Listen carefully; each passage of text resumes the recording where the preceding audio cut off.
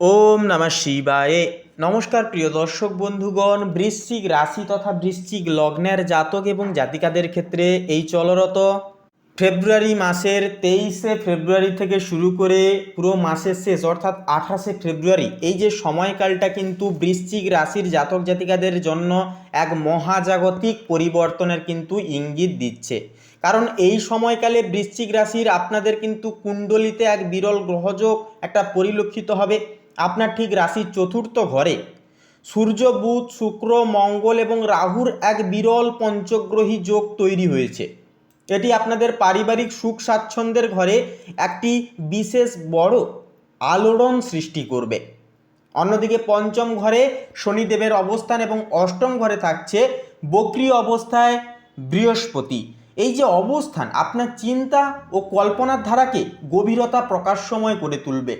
দশম ঘরে থাকছে কেতুর অবস্থান, যা কর্মজীবনে কিছুটা নির্লিপ্ততা বা পরিবর্তনের কিন্তু একটা ইঙ্গিত দিচ্ছে।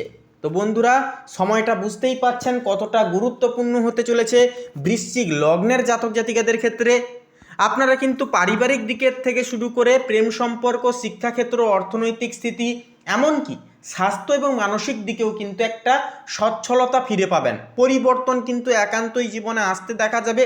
যেই সমস্ত বিষয়ে আপনারা দ্বিধাবোধ করতেন, মানসিক দুশ্চিন্তার মধ্য দিয়ে যাচ্ছিলেন, সেই সমস্ত দিক থেকে কিন্তু একটা পজিটিভিটি ফলাফল আপনারা কিন্তু পেয়ে যেতে পারবেন। তাই বলি, আপনারা আজকের এই পর্বটি একটিও মুহূর্ত অতিবাহিত না করে, অর্থাৎ স্কিপ না করে, না টেনে না কেটে অবশ্যই শুরু থেকে শেষ পর্যন্ত সম্পূর্ণ আপডেটটি অবশ্যই দেখবেন। সম্পূর্ণ আপডেটটি দেখে ভালো লাগলে অবশ্যই একটি লাইক দিয়ে কমেন্ট বক্সে অবশ্যই আপনারা ভক্তি এবং শ্রদ্ধা জ্ঞাপন করে লিখে যাবেন ওম নমঃ শিবায়, হর হর মহাদেব অবশ্যই লিখে যাবেন। দেবাদিদেব মহাদেবের কৃপায় আপনাদের সমস্ত মনের ইচ্ছা, কামনা বাসনা একান্তই পূর্ণতা পাবে। যে কোনো মানসিক দুশ্চিন্তা এবং সমস্যা থেকে আপনারা কিন্তু বেরিয়ে আসতে পারবেন। এছাড়াও একটি লাইক দিয়ে আমাদের এই চ্যানেলটিকে সাবস্ক্রাইব করে পাশে থাকতে বন্ধুরা ভুলবেন না। তো চলুন আজকের এই গুরুত্বপূর্ণ পর্বটি শুরু করা যাক। প্রথমে বলি পারিবারিক দিকের বিষয় নিয়ে। দেখুন, চতুর্থ ঘরে অর্থাৎ সুখ এবং পরিবারের স্থানে কিন্তু চতুর্থ ঘরে 5টি গ্রহের অবস্থানের কারণে পারিবারিক পরিবেশে কিন্তু মিশ্র প্রভাব একটা পড়তে দেখা যাবে। একদিকে যেমন বাড়িতে বিলাসবহুল দ্রব্য কেনা বা গৃহসজ্জায় একটা যোগ রয়েছে, অন্যদিকে রাহু ও মঙ্গলের প্রভাবে তুচ্ছ কারণে কিন্তু সদস্যদের মধ্যে একটা মতপার্থক্য দেখা যেতে পারে। বিশেষ করে মাতার স্বাস্থ্যের প্রতি এই কয়েকটা দিন কিন্তু আপনাদেরকে বাড়তি নজর দেওয়াটা কিন্তু যথার্থভাবে প্রয়োজন। পৈতৃক সম্পত্তি সংক্রান্ত কোনো আলোচনা করলে এই সময় কিন্তু ধৈর্যের পরিচয় অবশ্যই বলবো দিয়ে চলুন। বড়দের আশীর্বাদ আপনার সাথে থাকবে, তবে আপনার রূঢ় কথা যেন ঘরের শান্তি বিঘ্নিত না করে সেদিকে অবশ্যই খেয়াল রেখে চলতে হবে। এবারে আপনাদের প্রেমের ক্ষেত্রে একই বিষয় বলতে গেলে তো দেখুন, প্রেমের ক্ষেত্রেও কিন্তু এই সময়টি একটু চড়াই উতরাই কিন্তু পূর্ণ হতে পারে। পঞ্চম ঘরে শনির অবস্থান প্রেমের সম্পর্কে শৃঙ্খলা এবং দায়িত্ব দাবি করে, গুরুত্ব দাবি করে। আপনি যদি অবিবাহিত জাতক কিংবা যদি জাতিকা হয়ে থাকেন, তবে হুট করে কোনো বড় সিদ্ধান্ত নিতে যাবেন না।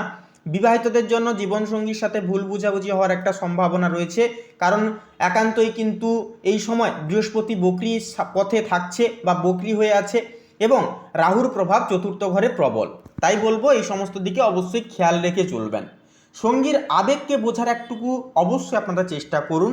মাসের শেষের দিকে অর্থাৎ 27 এবং 28 তারিখ নাগাদ চন্দ্রের অবস্থানের কারণে সম্পর্কের বরফ কিন্তু গলতে ধীরে ধীরে শুরু করবে এবং রোম্যান্টিক পরিবেশ কিন্তু একটা তৈরি হবে। এরপরে কর্মজীবনের বিষয়ে কথা বললে তো দেখুন, দশম ঘরে যে কেতুর অবস্থান, যা আপনাকে কর্মক্ষেত্রে কিন্তু কিছুটা একঘেয়েমি অনুভব করাতে পারে। তবে চতুর্থ ঘরের গ্রহপুঞ্জ নির্দেশ করছে যে যারা বাড়ি থেকে কাজ করেন বা ওয়ার্ক ফ্রম হোম, এই সমস্ত পেশায় যেনারা রয়েছেন বা আবাসন শিল্প, গাড়ি এবং ইন্টেরিয়ার ডিজাইনের সাথে কাজ করেন যুক্ত থেকে, আপনাদের জন্য এই সময়টি অত্যন্ত লাভদায়ক তথা ফলদায়ক হয়ে উঠবে। সহকর্মীদের সাথে তর্কে বলবো অহেতুকভাবে জড়াতে যাবেন না। যতটা পারবেন তর্ক বিতর্ক এই সময়কালে এড়িয়ে চলার চেষ্টা করুন, কারণ মঙ্গল ও রাহুর প্রভাবে আপনার মেজাজ কিন্তু কিছুটা পরিমাণ খিটখিটে প্রকৃতির থাকতে পারে। এমনকি নতুন কোনো প্রজেক্ট শুরু করবার আগে সব দিকে অবশ্যই বলবো ভালো করে খুঁটিয়ে নাতিয়ে দেখে নিন, দেখভাল করে অবশ্যই পদক্ষেপগুলো নিন। এবারে আপনাদের আর্থিক দিকের বিষয়ে বলি। দেখুন, আর্থিক দিক থেকে এই সময়টি মোটামুটিভাবে স্থিতিশীল থাকবে, তবে চতুর্থ ঘরে শুক্র ও মঙ্গলের অবস্থানের কারণে ভোগবিলাস তার পাশাপাশি ঘর সাজানোর পেছনে কিন্তু প্রচুর পরিমাণে অর্থ ব্যয় হয়ে যেতে পারে। অষ্টম ঘরে বক্রি অবস্থায় থাকা বৃহস্পতি একান্তই হুট করে বড় কোনো বিনিয়োগ বা কাউকে টাকা ধার দেওয়া থেকে এই সময় কিন্তু আপনাদেরকে একটা সম্মোহিত করতে পারে। সেই সমস্ত ক্ষেত্র থেকে কিন্তু একান্ত একটা নেগেটিভ ফল পেতে পারেন। তাই বলবো, ধার দেওয়া থেকে কাউকে আর্থিক দিক থেকে সহযোগিতা করার আগে অবশ্যই সেই সমস্ত দিক থেকে এই সময় সচেতন থাকাটা কিন্তু যথার্থভাবে প্রয়োজন। এমনকি শেয়ার বাজারে যারা লিপ্ত আছেন বা শেয়ার বাজারে অর্থ ইনভেস্ট করেন, আপনাদের জন্য এই সপ্তাহটি খুব একটা অনুকূল প্রশ্রয় সাব্যস্ত হবে না। সঞ্চয়ের দিকে অবশ্যই বলবো মনোযোগ দেওয়াটা জরুরি, তবে মাসের শেষে কোনো পুরনো পাউন্ড টাকা কিন্তু একটা ফেরত পাওয়ার সামান্য একটা সম্ভাবনাও কিন্তু রয়েছে। মানসিক ও শারীরিক স্বাস্থ্যের বিষয়ে কথা বলি। দেখুন, স্বাস্থ্যের দিক থেকে এই সময়টি আপনার জন্য সতর্কতা একটা পরিহাস কিন্তু নিয়ে আসছে। চতুর্থ ঘরে রাহু ও মঙ্গলের যোগ বুকে সংক্রমণ, রক্তচাপ বৃদ্ধি বা হৃদযন্ত্রের সমস্যায় কিন্তু আপনাদেরকে ভোগাতে পারে। মানসিক অস্থিরতা বা অনিদ্রার সমস্যা একটা কিন্তু এই সময় দেখা যেতে পারে। নেতিবাচক চিন্তা থেকে দূরে থাকতে যোগব্যায়াম বা ধ্যান করা আপনার জন্য অত্যন্তভাবে জরুরি হবে। অষ্টমস্ত একটা যে বৃহস্পতির বক্রি প্রভাব থাকছে, যার প্রভাবে কিন্তু পেটের সমস্যা বা লিভারের দিকে একটুকু খেয়াল রাখুন। এমনকি বাইরের খাবারকে এড়িয়ে চলাই কিন্তু বুদ্ধিমানের কাজ হবে। সামগ্রিকভাবে বলা যায় 23 তারিখ থেকে অর্থাৎ 23শে ফেব্রুয়ারি থেকে 28শে ফেব্রুয়ারির সময়কালটি কিন্তু বৃশ্চিক লগ্নের জাতক এবং জাতিকাদের জন্য ধৈর্য ও সাবধানতার এক অন্যতম সময় হয়ে উঠবে। চতুর্থ ঘরের গ্রহের যে আধিক্য আপনাকে যেমন বৈষয়িক সুখ দিতে পারে, তেমনই পারিবারিক ও মানসিক চাপও কিন্তু দ্বিগুণ হারে বাড়াতে পারে। বিশেষ করে নিজের রাগের ওপর নিয়ন্ত্রণ রাখা এবং স্বাস্থ্যের প্রতি যত্নবান হওয়া এই সপ্তাহের মূল চাবিকাঠি হয়ে উঠবে বৃশ্চিক রাশি তথা বৃশ্চিক লগ্নের জাতক জাতিকাদের জন্য। সেহেতু ধর্মীয় কাজে মন দিলে বা সাদা রঙের পোশাক ব্যবহার বেশি করলে আপনি কিন্তু মানসিকভাবে সন্তুষ্টি অনুভব করবেন।